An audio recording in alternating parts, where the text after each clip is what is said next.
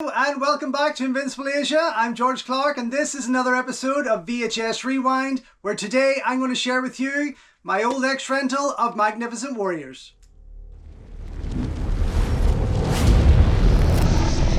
Don't forget folks, before we go any further, if you haven't already, please subscribe to the channel, like the video, ring the bell and all that jibber jabber, and thank you very much for supporting Invincible Asia.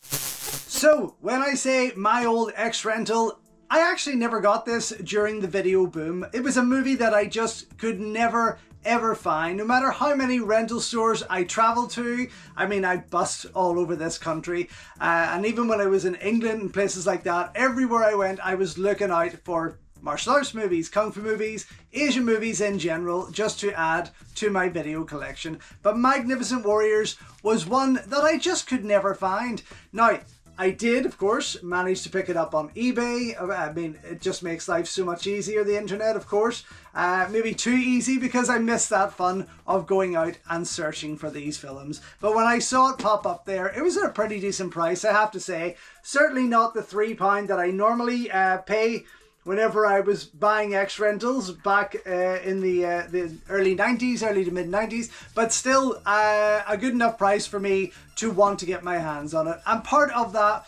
was because I already had Police Assassins and Police Assassins 2, which is also part of the Screen Entertainment distribution. You can see the wee square just up top here. And on the back, actually, we have got advertisements for Police Assassins 1 and 2 here from Screen Entertainment. So this came out in 1989. This rental came out in 1989. That's just mental to think. I was only just going into high school then. Of course, we have Police Assassins 1987, Police Assassins 2, 1988. Now, from what I can remember, also in 1989, towards the start of 1989, we were moving house. We were moving from Belfast City out to the countryside, and I hadn't actually started my video collection at that point. It was probably about 2 or 3 years after that when I really started collecting, more in the early 1990s. But I had been renting the martial arts and kung fu movies for some time at this point, but this was just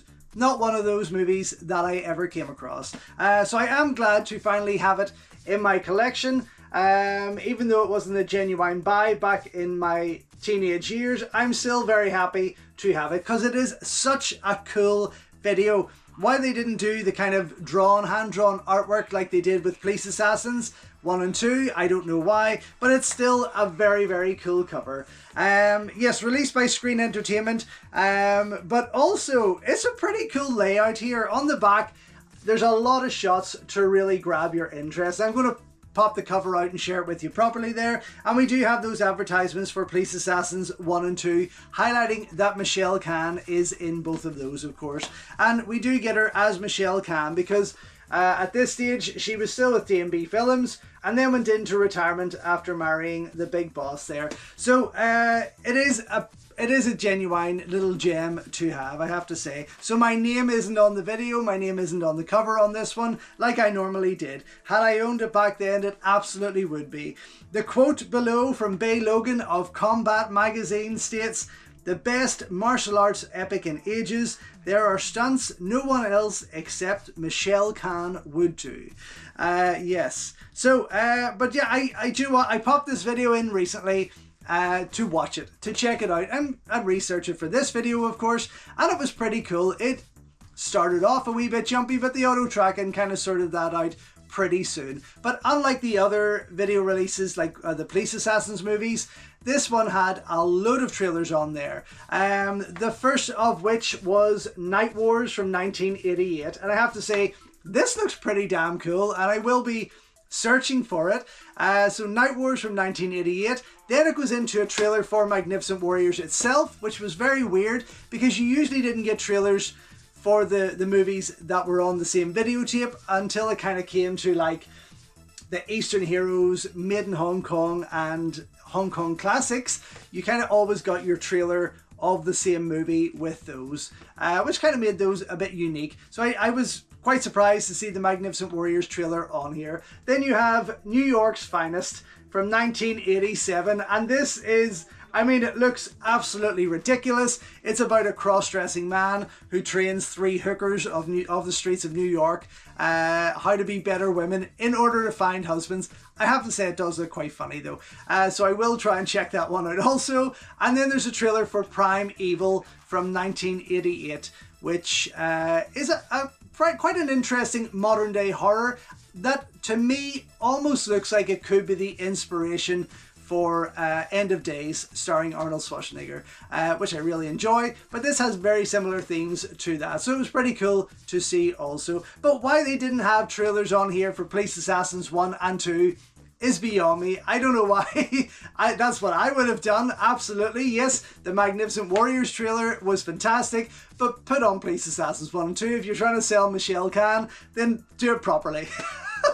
Jesus. Anyway, let's get stuck into this. Rated 18. Now, let me quickly look around. Magnificent Warriors on Blu-ray, for example. Still rated 18. Okay. I wasn't too sure maybe if the BBFC had dropped the rating on that. I can't understand why it would be an 18 when you imagine, now this is a big thing for me, BBFC are a shower of bastards in my eyes, as much as they're there to protect. When I was getting my movies rated, I got an 18 on my first film because apparently I used the C word in it once.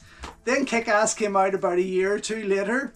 I mean, Kick-Ass came out like a bull in a china shop with all the C words you want and violence and really strong violence and harsh language, and it got a 15. Clearly I didn't have enough money to pay them off to get the rating that I wanted. But Magnificent Warriors as an 18, I don't know. I would have given this a 15, I have to say. I don't think it's that you know, dangerous of a movie, to be honest. I just noticed another quote in the front there. Indianette Jones from SC Daisy of Kung Fu magazine. Anyway, let's get stuck in and have a wee look here. So the video itself, still holding that sticker on there pretty well. Not too much damage to it. And as I say, the picture quality wasn't bad at all. You can see the 133 sticker there from the rental store, which is pretty cool. But I'll just pop this open and pull out the cover. The 133 inside also, but on the cover itself, it's a completely different number, which is really confusing me. It's 1161. plain cover on the inside, but look at this. What a stunning spread. I really love that. It looks fantastic. And again, if my videos ever need to be chucked out for any reason, and quite possibly soon for space, I will be holding on to these video covers because they are absolutely gorgeous. And that is a really nice one. CBS distribution. I'm just double checking the Police Assassins movies to see if they were CBS.